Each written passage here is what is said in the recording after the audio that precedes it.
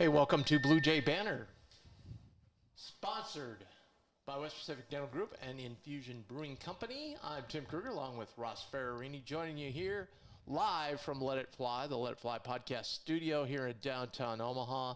If you're watching on YouTube, thanks for joining us. Make sure you hit that subscribe and like button. It helps us out a lot, and it spreads the word to all Bluejay Nation. We're going to cover a lot of bases tonight on the show. We're going to dig into some, obviously, the volleyball team headed to the Sweet 16 later this week. We're also going to talk about the women's hoops. They're back in the top 25 again after a big win yesterday, and obviously some men's hoop talk. How you doing tonight, Ross? I'm good. All is well. Ready for the beautiful weather later this week? Yeah, it's abnormal for this time of year, although it's seemingly been like this more and more. Yeah. It certainly wasn't like this when I was a kid, I can tell you that. Yeah, but, I'd like to. It's nice. I'm hoping to get the sticks out one more time later this week. So. That's ambitious.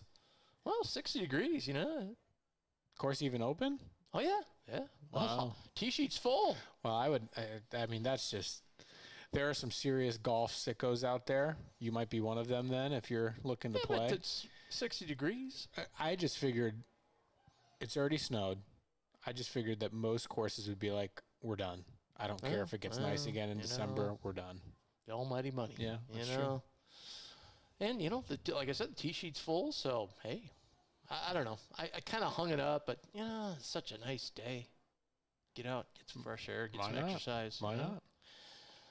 Well, let's start off the women's hoops team. Wow, did they hammer UNI yesterday, 115-62. That's a lot of points. That's a lot of points. Emma Ronczek with 25. Brittany Harshaw just, came off the bench. Kind of a Brock Weiss type situation in the Bahamas. She came off the bench because it was such a big lead. She came off the bench. She scored 14 points. She ended up being freshman of the week in the Big East. So good for her. The Jays bounced back into the top 25 at number 22. But even more impressive than that is this year the women's is going to use the net. Okay. The NCAA evaluation tool. They always use the RPI in the fact, even though in the past, even though the men used the net.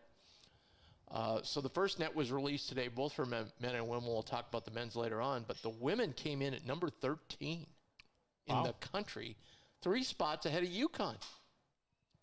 So I think it's a credit to Flan, the schedule he plays. And, everybody's like, oh, they lost to Green Bay. Green Bay's a pretty good team. So it really didn't hurt them that much. But, just like the men, when you win a game 115-62, that helps your metrics because There's no cap on that offensive efficiency and so forth. So that's going to help them. But anyway, the number 13, that's great because that will be great as we roll on down the season, get into selection time. If you can hang on to a top 20 net, you're going to get a really nice seed in the NCAA tournament. Sure. They play this weekend. They go to Wyoming to play. It's another thing I like Flan does. He goes on the road to maybe not power teams, but he just goes out on the road to get his team some experience getting on the road. So you're going to head out to Wyoming, 2 o'clock tip Central Time out. The AA in Laramie, Wyoming. It's an interesting schedule philosophy. I don't know how many high majors on the men's side would do that, but hey, I guess it does happen. Auburn plays at Appalachian State yesterday. Hey, what was that? And get beat. They it probably won't happen. go there very often. Yeah, no, They won't go there again. Yeah, and they get beat, exactly. So I obviously don't know how Wyoming's women's program typically is. I think they're okay. But the men used to play back in the day when back in the Rodney Buford, Ryan Sears days. Yeah. They used to have a home and home with Wyoming regularly. And so that was, but that was back in the Valley days, obviously. So that was kind of where Creighton sat at that time in the Mountain West, or Missouri Valley. That was a big game to play somebody in the Mountain West. I think even at that time it still was probably the WAC, for crying out loud. But at any rate. But we want to talk about Infusion Brewing Company, terrific sponsor here at Bluejay Banter. And 2 great locations. They've got the great location down on 118th, kind of in what I call the, what would you call it? The La Vista? The IPA brewing centers. Oh, yeah, There's several of them down there. So it's kind of a cool thing. You can kind of walk around, go to different places. You can hit different, IPA breweries and taste different samples. But as we've mentioned many times before, they have that location, then the 6115 Maple, and they put out a lot of great beer. We've mentioned many times the Let It Fly beer. We had a Let It Fly beer last night during the show to toast another Creighton victory over Nebraska, keeping the state blue. So Infusion Brewery brews Let It Fly, and then also we've mentioned many of their beers. Ross and I tasted a bunch last year, and as we get into the season here, the Christmas season, they've got several good vanilla beans. One of them is like a Christmas cookie vanilla bean, which is fairly interesting if you're into that sort of thing. Also, they still have a s'mores beer and the several pumpkin flavors. So they're always coming up with new ideas and new flavors. So as I said, check them out. Go to infusionbrewery.com and check out their fabulous lineup of beers, and get down to one of their tasting rooms and check it all out. It's a lot of fun. I was down there last year, and it was a blast. It was the one on 118th is really pretty cool. It's like a little shanty type thing, and it's pretty neat. So head on down. Infusion Brewery, sponsor of Bluejay Banter, and as I said, they always have a big bucket of Let It Flies right when you walk in the door here at the Let It Fly Sports Bar in downtown Omaha. So, volleyball team. What'd you think of that, Ross? Looks like chalk. Chalk holds. So now Louisville, right? Got to go to Pittsburgh. Got to go to Pittsburgh and play the number 7 team in the country first. So we get by that, then we play number 3. So tough road. But Coach Booth. I was at the press conference after the game Saturday, and you could tell. I think she used the term a couple times, the monkey off your back, because she had not gotten out of that first weekend, even though several times she had hosted. And she even said that some of the players who had remembered, not getting out of that first round said, gosh, maybe it's better if we go on the road. Maybe we're putting. What do you mean they had never gotten out of the first? She's been to the Sweet 16 before. But lately, they've hosted. I think this is. Oh, you're talking about when they host. Yeah, I'm talking about. Okay. Yeah, I'm talking about getting out of the first weekend. Basically, but they haven't done it for a long time. And I've been on. I thought they've been to a couple of Sweet 16s the past number of years. No, I mean, I think it was 4 in a row they didn't get out. Oh, okay. Yeah. Okay. The one year they missed hosting, there was a snafu and we didn't host. Okay. And then you throw it in the COVID years and all that stuff happened. But last year was a very big disappointment. They had an injury and they lost the first game and didn't get out. So it was you could tell, a big relief to her. What was really humorous was Nora Sis, everything for the Jays. Mm-hmm.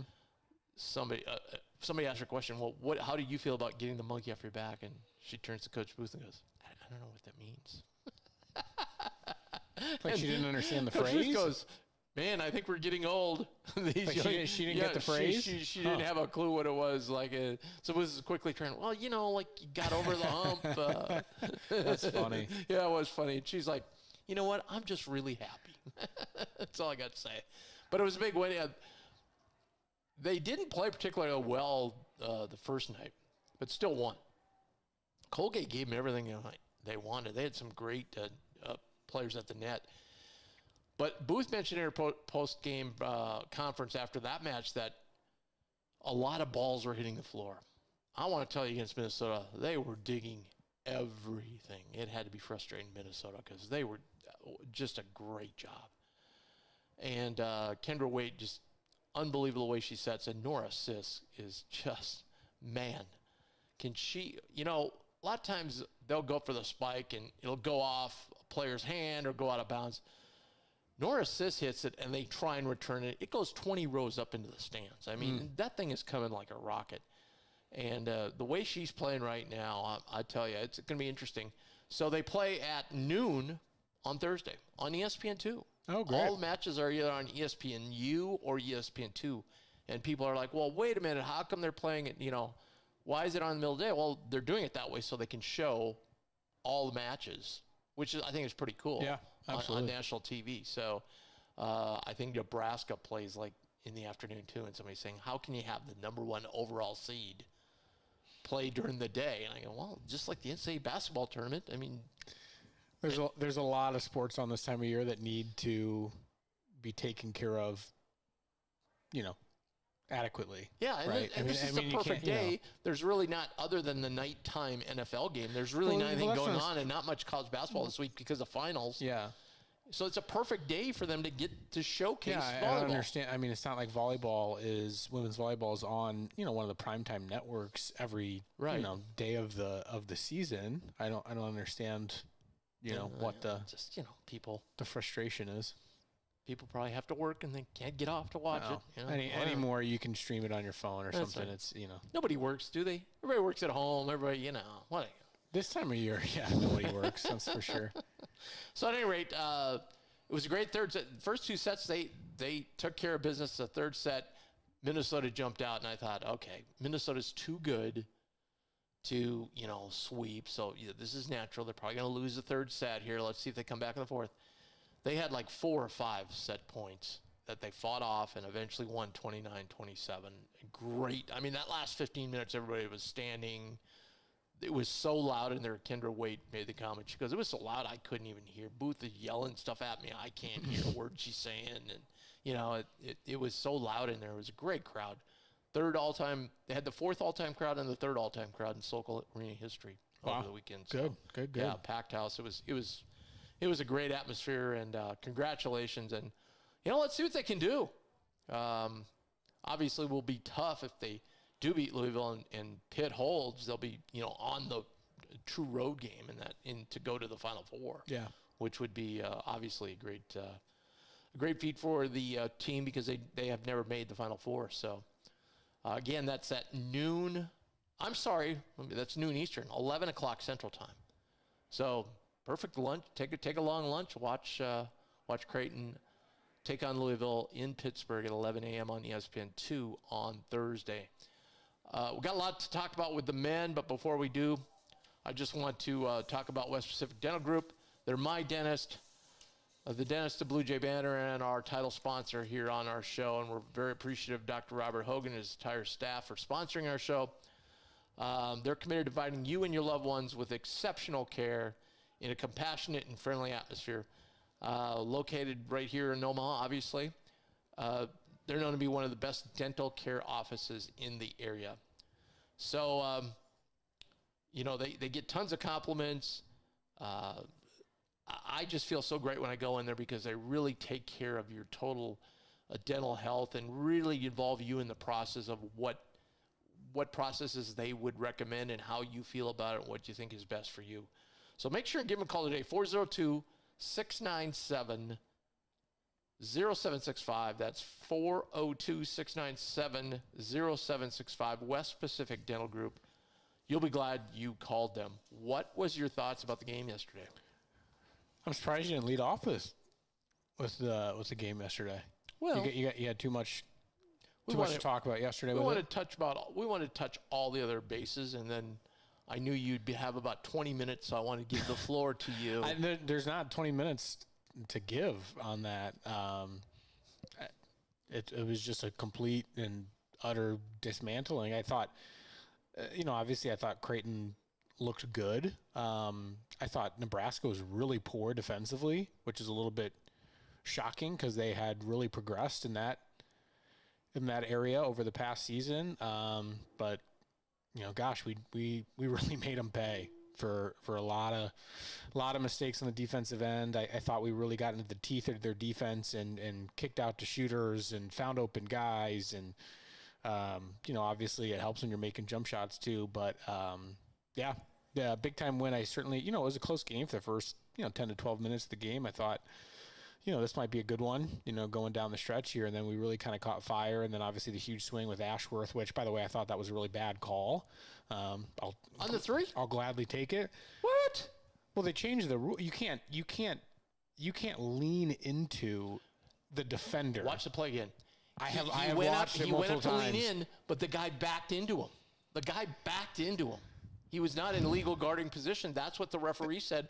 They went and looked at it at halftime, and the ref came back and told Hoiberg, because Hoiberg said this is a press conference. The ref came back at halftime and said, hey, we reviewed it. That was a correct call. He was not in legal guarding position. I watched the replay about 3 times, and I didn't think it was a foul. Obviously, I would gladly take it because they couple it with the Tominaga technical, and then you got the best shooter on the floor, arguably going to the line for 5 free throws. He goes 4 or 5. So took a lot of discipline and maturity to continue to stretch that lead in the second half. Especially Baylor doesn't really make anything in the second half.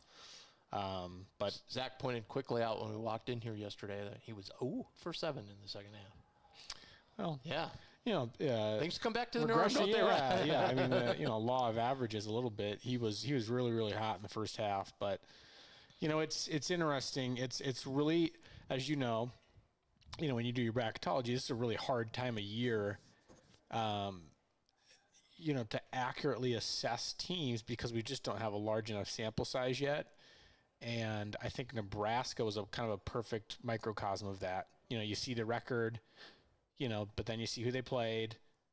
But, they look good against the teams that lesser competition that they played. So you're thinking to yourself, maybe this is a different type of team this year. They've got some pieces. And, when they play against, kind of an elite level team, it certainly, they certainly regressed. But fun win for the Jays, no doubt. You mentioned a couple things you mentioned there. 9 minutes to go in the half, and Hoiberg mentioned that in his press conference. He goes, we were right there. I think we had a 1-point lead, and then we just let them go on a huge run, and we could not stop them. And they got hot, and we made some bad decisions. We took some quick shots, and that just totally flipped the game. And then he goes, the play at the end of the half obviously helped a lot, giving him 4 points. And then we flipped around and said, hey, we got to come on and throw the first punch, and we didn't do it. And that was the ball game. Yeah, and not only that, Nick Boss said this on the broadcast. I mean, you think about this team that won last year. Well, a couple of things. One, they had Sam Griesel and Derek Walker, who were 2 pretty high-level Big Ten players last year. Inexperienced. But also, accompanying those 2, they really slowed the game down last year. Oh yeah. And Nick Boss said this on the broadcast. Is what I'm getting back to. He said, I'm not sure this Nebraska team wants to get in a running match with Creighton. I don't think they have the roster for that.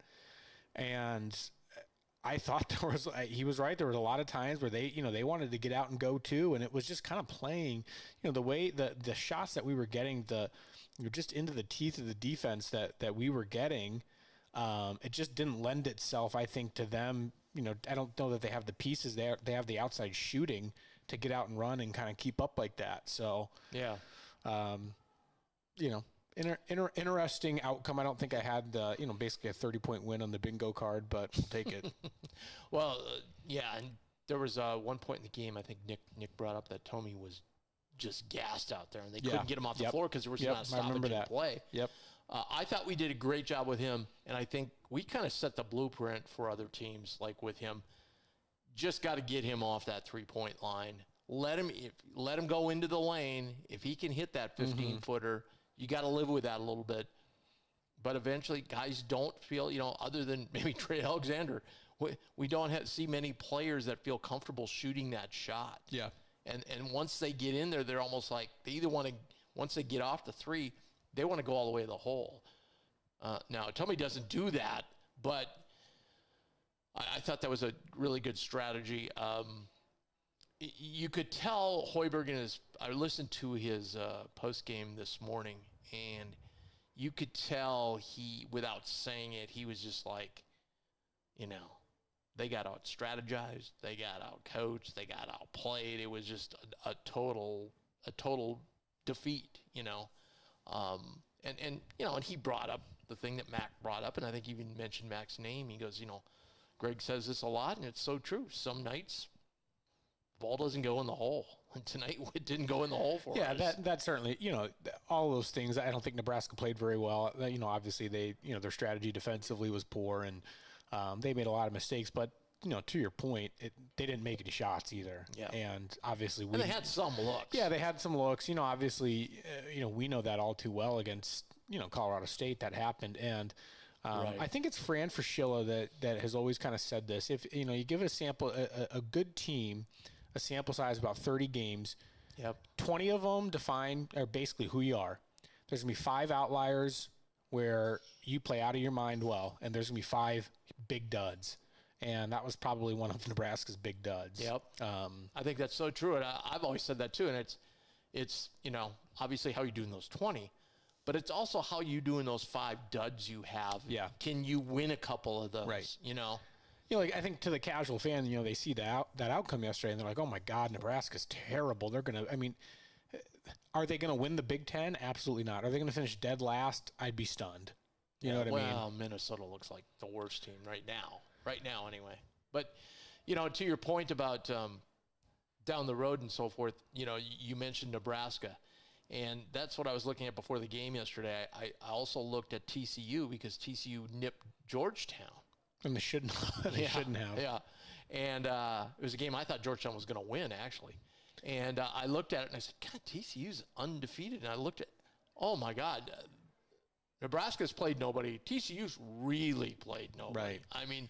They have, I think all their games are now that's the other thing about bracketology, at least, before today, I'm trying to put together a bracket for later this week. And it's just like, God, I don't have the proper data. I don't know how these teams are, how they're ranking. And today comes out, and it's, oh my God, it's so much more clear.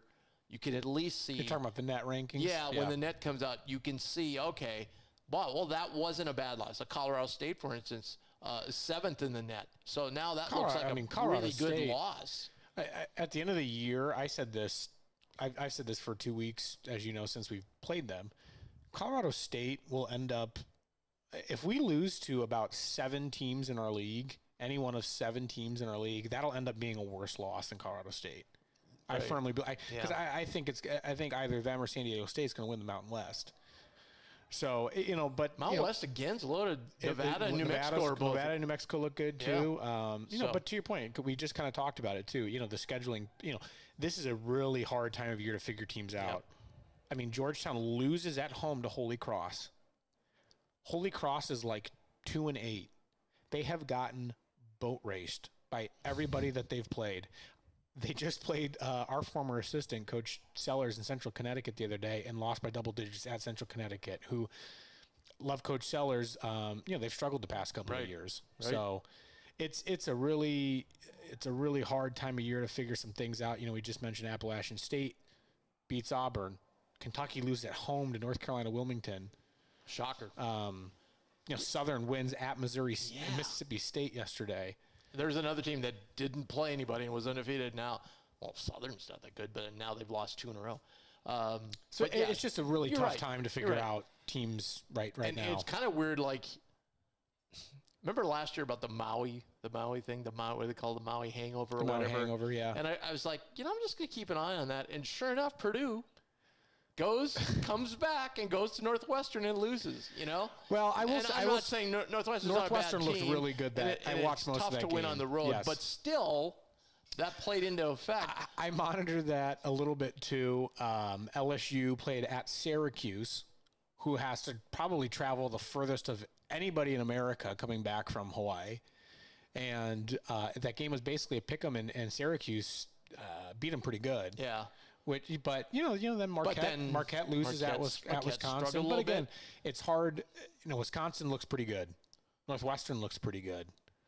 Yeah, Wisconsin's also had a couple of clankers so far this year too. Yeah. And that's the other thing. Like Gonzaga, even though they won, they haven't looked good. It's just UCLA. UCLA almost lost. I think it was to Cal Riverside. Yep. They're another one that came back from Maui. So I just think it's that's why it's so hard with basketball, especially at the college level. Because there's so much variance in the shooting at the end of the day. You think about like football. Football's a little bit different in that you kind of are who you are. Maybe one thing that might be a variant that could work against you or work in your favor is like turnovers in football, right? And so then subsequently you get like decent field position. Yep. But other than that, everything's kind of... That's kind of like shooting in basketball, really. it just happens some nights. You can't throw it in the ocean. Some nights it just happens. You put it on the ground a couple times. And so it's a weird time of year. Yeah.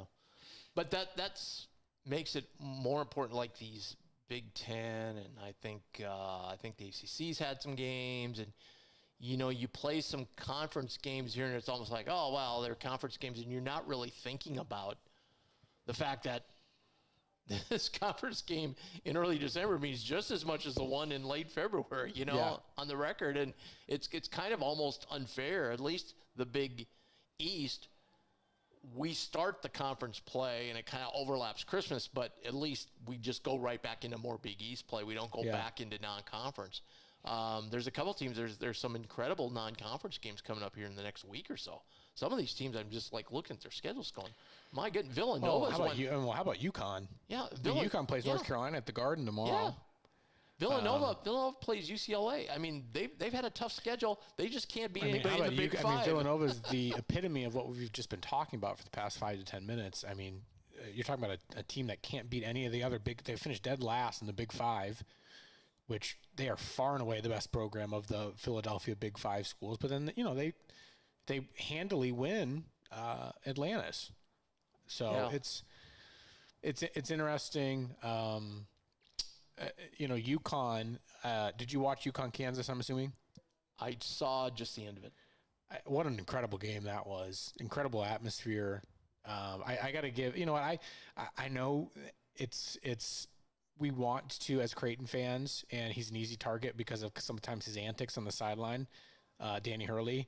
I've grown to be a huge Danny Hurley fan. I loved what he was talking about after the game. Like, we'll schedule anybody. We'll play anybody, anytime, anywhere, because, as you know, there's a lot of high major coaches and coaches of really good programs that do not have that philosophy. Yes. Right? Well, we just talked about some, right? And so, the league's going to be really good. We've talked about it ad nauseum. I don't know what to think about a couple of teams so far. I think Butler's got to be Butler would be a surprise. I was just going to say Butler's probably the big surprise. Plus Butler in the first net, they're like 30th in the net, so they're in great shape. Great shape for a postseason bid. Villanova's hard to figure out. I mean, I think Marquette, ourselves, still really good. UConn are obviously kind of the top tier. Yeah, I don't think that changed. Yeah. I think all top 10 in the net, by the way, those three teams. Yeah, so it's still weird to me to get used to the starting conference play before Christmas. I don't necessarily mind it. When you got 20 games, you got to get them all in. I don't mind that we start it kind of right before Christmas. Like the Big Ten starting their conference games and the ACC starting their conference games now seems way too early to me. Yeah, I agree. But anyway, we were mentioning about Creighton. So Creighton moved up to number 10 in the polls. If you're interested in the polls, I don't know why anybody in this day and age is interested, other than if you were number 1 or you're number 10 or in the top 25. That's just like if you're 13th and you fall to 4th, who cares? Yeah, like it doesn't really matter. It's just it's always just kind of been the thing. Yeah, and so the fan bases look at it. Everybody looks at it. Football's going to get that way now too, starting next year. But the net here was really shocking to me. They moved up yesterday to number 5 in KenPom, so I'm like, they could have a good net. They're number 4 in the net. And I was a little bit worried about like the schedule part of it, but then it turned out that we played Texas Southern is at 286, Florida A&M at 344, but that's it, below 200. So every other game we played has been above 195, and obviously having Colorado State at number 7, that's a quote unquote good loss the way the whole metrics work out. So, but as we'll talk about in a little bit, this is not your Chris Kamen's Central Michigan team. Okay, so we'll talk about them in a minute. But my bracket's going to come out later. When I shuffled through them, they're still going to probably be a 4 seed. It doesn't go down in pecking order even though they're number 4 overall. BYU's number 2. They're not going to be a number 1 seed, There's still a lot of resumes out there that are stronger than Creighton's right now. But anyway, I think we'd all be okay with a 4 seed overall. We'd get, preference of where we're going and, play a 13 and then a 5, which would be a tough game. But I think, all things considered, it wouldn't be bad. Oh, absolutely. I got a question for you. Who has been, of the players, who's been your biggest surprise this year? Positively? We can go positively and negatively. Let's do one of each. Well, I'll be honest. I don't know that I have anybody negatively yet. Okay. Like, there's nobody that's in that rotation that I'm like, oh, might be a little overmatched, in my opinion. That makes me a homer. I guess. But I don't see anybody that I'm very uncomfortable with having on the floor. I don't know if it's a surprise necessarily, because I just thought that he had for some reason, just a poor year shooting the ball. But I think I feel very confident in having Francisco Farabello on the floor. And he's shooting it at a much better clip this year. He just looks more comfortable. You know what I mean? So if I had to say one, I would probably say Fran. He's real steady. Yeah. He's real steady.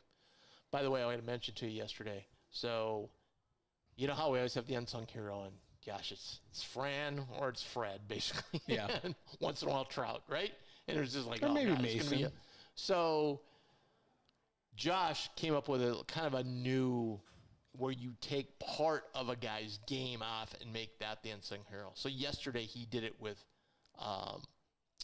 Baylor's defense. Okay. So I thought that was, I go, Josh, I like that. That's a new wrinkle that we can do. Absolutely. Because that makes a lot more sense. Yeah. Because otherwise you just kind of pick the same guys game in and game out. So yep. That was a good point. Positively, well, I would have said before we went to Kansas City would have been Trey, but just because he looked so good. I think just Baylor. Overall, his overall game, not only his offense, his defense too, and his rebounding. And Josh and I were talking yesterday too. People don't think about this, but he's 6'7", and you saw yesterday. Kid. Yeah, there was big. 50-50 balls where he just was able to tip it to himself because he's so much bigger. Yep, the guys he's going against. So that's a huge thing. I think negatively, it's hard to say because Mason's been sick, so he probably lost quite a bit being ill, missing those Kansas City games. You know, that kind of maybe set him back a little bit. Yeah, but see, I think Mason's done fine though. But he's done fine. I'm just saying, if you're going to pick somebody negatively, maybe, it didn't surprise me, but Ashworth got off to a little bit of a slow start. Not as much as a lot of people thought, but now he's playing at the level you think he was going to play. We've talked about it. He was acclimating at first to this being kind of a three-headed monster of a team of guys that were back, that are really good, that basically damn near had this team in the Final Four last year. So he was acclimating a little bit. He looks a lot more comfortable now. Yeah, absolutely. I'm trying to think of somebody else negative. Not really. Don't really have anybody. Everybody else? Well, Mason, obviously it was a rout, but, Mason, I felt like he didn't play a ton of minutes in the first half yesterday, but then, he buries a couple threes in the second half. Not in the corner either, Russ. Yeah. They were on the wing. Yeah. So, yeah. We mentioned Saturday. So, 1 o'clock tip right here at CHI. So, get down here early. Come down here to Let It Fly. Have some lunch, a few drinks. Head on over to the arena, and then come by afterwards where you can have some more snacks and listen and watch our show. When you come in, just ask a server for the headsets, and you'll be able to put them on and listen to our show, which will be on one of the several of the screens here in Let It Fly. There's 80 screens here. If you haven't come down here for a Creighton game, you've got to come down, man. It's awesome watching it on the big screen where they have most of the screen all taken up with the Creighton game. It's pretty impressive, and was great during timeouts. You were able to just turn your head a little bit and check out all the other NFL games going on yesterday. So it was awesome. So make sure you do that. We talked about Central Michigan. They are 3-0-2 in the net. So this is a bad game for Creighton. Nothing good's going to happen here. It's going to drop our net. It's going to do all kinds of bad things no matter what happens. They played Florida State, Oklahoma, and Ohio State so far, lost by 27 or more to all three of them. That's not very good. No. You would think one of those, especially Florida State, maybe is a little bit down this year, that maybe they could have hung in there a little bit. So that just tells you right there. I think they're 2-5 on the season. So game that, you're going to get to see a lot of Josiah Dotzler, Jason Green, who needs some time. Absolutely. Needs some time out there. So that ought to be very interesting. But again, 1 o'clock tip, Saturday, Central Michigan. Will you be here, Ross, for the postgame? I should be. It would be wonderful if you'd grace us with your presence. Yeah, I should be. I'm doing the radio with John. I think there you go. Stormberg's Stormberg's out of town or something. So. Oh, so you're gonna have to crash course this week on your prep for the game On the Chippewas. Yeah, you're gonna have to come up with some neat. I don't know that there's really much to prep. To be honest, where is Central Michigan located? It's not Kalamazoo because that's Western. That's Western. Gosh, I know the name of it. Eastern is right outside Eastern's of Detroit. Eastern's in Ypsilanti, right outside Detroit. God, I know it too. It's on the tip of my tongue. Mount Pleasant. Mount Pleasant. Okay. Yes, right up the road. I think, kind of from Lansing. I don't know it because it's up north. Clearly, I don't know it. But I was saying I know it. It's on the tip of my tongue, but it was not Mount Pleasant. For some reason, I thought it was Novi, Michigan. There's a Novi, Michigan. I know there is, but I thought that's right. But clearly, it's wrong. That's what we live out here in the Midwest, bordering on going into the west part of the country, where you have to drive quite a. I mean, Omaha, Lincoln, obviously not very far apart, but when you want to go to Colorado to watch a game, it's a good drive, right? Mm-hmm. You want to go to Kansas, it's a 3-4 hour drive. What people who don't travel much, when you get over to that part of the country, and because I have family living in Michigan, you get over there, everything is so close together. Like you mentioned, you go up from Chicago, hour and a half you're in Kalamazoo, where Western Michigan is. Then you go another 15 minutes, you're in Battle Creek, home of Kellogg's. Then you go another 40, 50 miles, you're in Lansing, in East Lansing, where Michigan State is. Then you go another, an hour and you're in Detroit. Everything's so close together once you get further east in this country. Right. It's so weird. Like, how close when you see New Jersey and the Knicks play. Yeah. No, you're right. Or in hockey, the Devils and Rangers. I mean, it's so close. It's just right across the river, But anyway, that will be awesome. We want to mention on the post game, we've had some queries. Hey, you guys back in radio days, we used to take phone calls and so forth. But for starting Saturday, we're going to try something new here. We're going to set up a text line, and we'll have the text number across the bottom of the screen. So you'll be able to text either your comments or your questions. We'll read as many as we can. That's like in the chat. Someone in the chat said, yeah. If you listen to some, I'll listen to a couple of college football podcasts that do that. Yeah. Like they'll stream it live on YouTube and say, so-and-so in the chat says or asks this similar. So similar this way we'll have, you can make comments. You can do it from your car. You can do it from anywhere. So be looking for that feature coming up on Saturday. I guess we tip it off about 3:15 probably after the game. You'll probably be, you can join us. You'll probably be at courtside for a while. Yeah, it kind of depends on when I'm off with John. But we'll see. Feel free. We'll bring you in. Just come on over. We'd be. We want to ask. Okay, what was the worst part of the broadcast? The worst part of the worst part of that broadcast would be losing to Central Michigan, but that ain't happening. So. Yeah. I can't. I would think I can't imagine what would be a bad part of the broadcast. I would think the dog days of the last 10 minutes. Although John is really good at talking about just something, filling time. Well, hopefully those last, And again, coaches obviously they don't ever want to get caught up in stuff like this, and they don't. It's already going to be a blowout. They're not focused on that, but I think us as fans, can think about it logically and be like, well, hopefully those last kind of 12 minutes of the game is good time for Josiah Dotzler and Jason Green and Jonathan Lawson to get out and play extended minutes. It's, it's hard to feel comfortable playing the last 3 minutes of the game. This could be their last chance to do that for quite a while. Correct.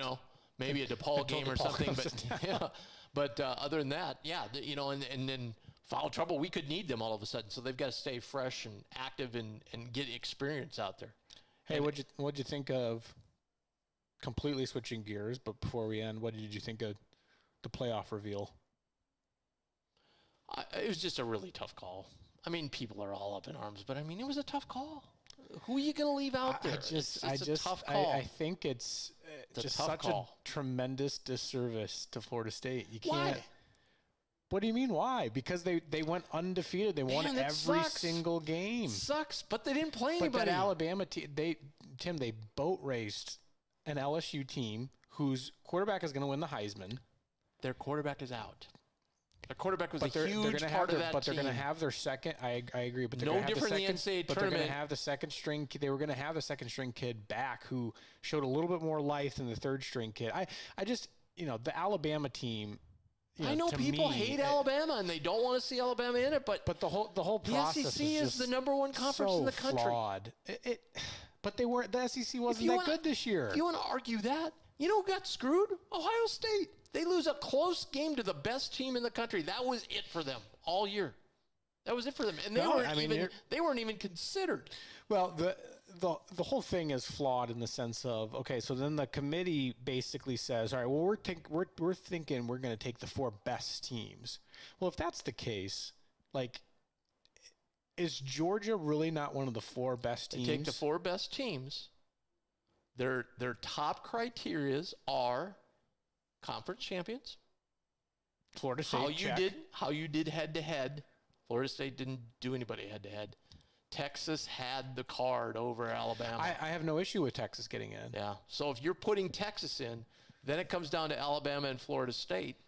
And like the head of the committee said, there's coaches in that room, and they go, who would you rather play? And they go, we'd rather play Florida State. I just think and they look at strength of schedule. I get all of the arguments that you're making and all the arguments that the pro-Alabama.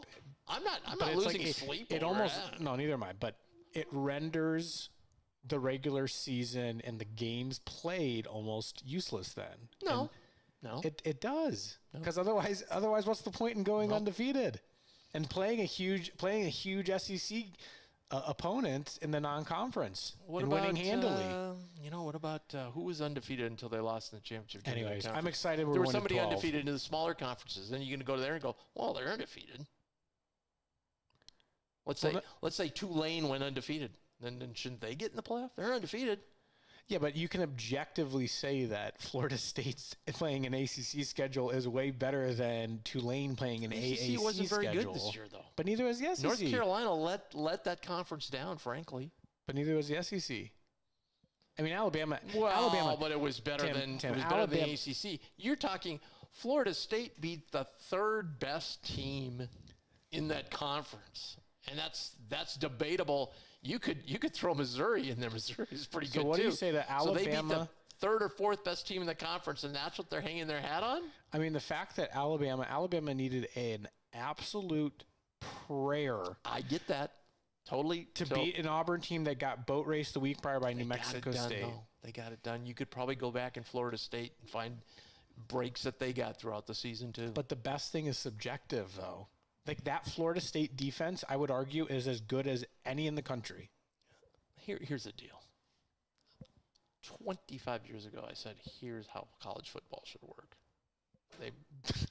Okay? In 2 weeks, you should have 8 games. You should have 16 teams. You should have 8 games. Everybody that plays Division I football is in a conference should get an automatic bid, okay? So you would have like 5 wild cards, okay? So that would fill out your 16. Because what makes the NCAA tournament, except basketball? The underdog, right?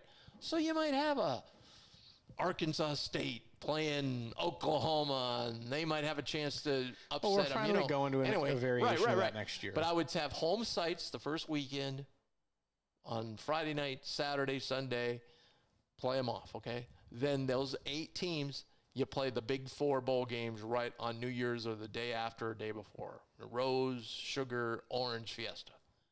Then the following week, you go to one site, like pick a site, Dallas. Let's say we go to Jerry's World, okay? All 4 teams go there. Friday night, you play the first game. Saturday night, you play the second game. And it's kind of like the Final Four when everybody comes together. It'd be, how cool that atmosphere is. Yeah. Same thing there. It'd be fun. That was my plan. They've never taken it.